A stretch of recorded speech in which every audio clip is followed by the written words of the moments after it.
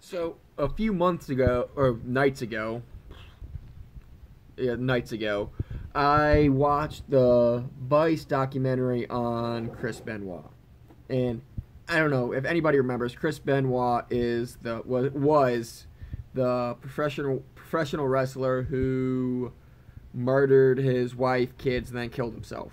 It was back in like 2008. So yeah, a long time ago, there was a documentary about him that was put on that a lot of people in it were actual close friends of Chris Benoit and family members.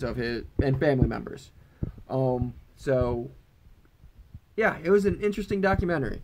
Um, Anybody who's not a wrestling fan, Chris Benoit was objectively one of the best wrestlers ever. He was a great wrestler, and not praising anything he did. That's just the facts. He was a really good wrestler. Um, and then yeah, that whole thing happened where he killed his wife, kids, and then himself, and then he's just kind of been washed out of existence from wrestling. Like no one talks about him, which makes sense. I mean, yeah, he killed his wife and his kid. So, but the documentary was very interesting. They talked about how he wasn't the same. Like, you know, it was an interesting documentary. I recommend people watching it, especially if you're a wrestling fan. They try to give some reasons to why, because all these people, a lot of the people in there were close friends of him, saying he would never have done this. It makes zero sense. They still can't believe it happened. And then they talked about how when Chris Benoit's best friend Eddie Guerrero died, all of a sudden he just changed and wasn't the same after that. And then when they looked at his brain after he died, he had severe case of CTE, which could have caused a violent outbreak and so on and so forth, and all this stuff of trying to come up with a reason why. But which I agree. I like how we can get CTE and trying to understand the science, but in the end, he still chose to do that. To do those horrific, evil things. It's on him.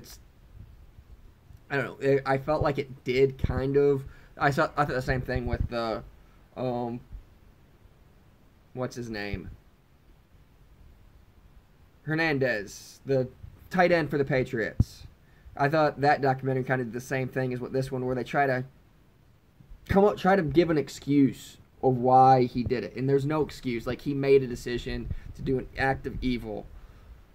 So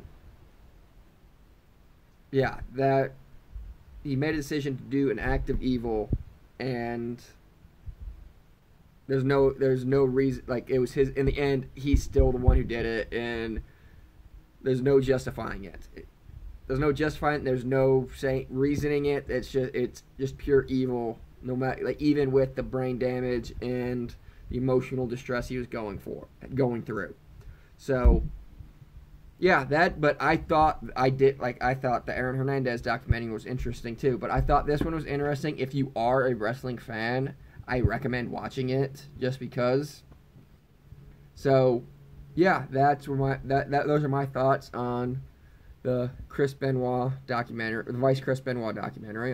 Did anybody else watch that? If you did, comment, kind of let me know what you thought. Yeah, and thank y'all for watching, and please like, share, and subscribe. Thanks. See y'all next time.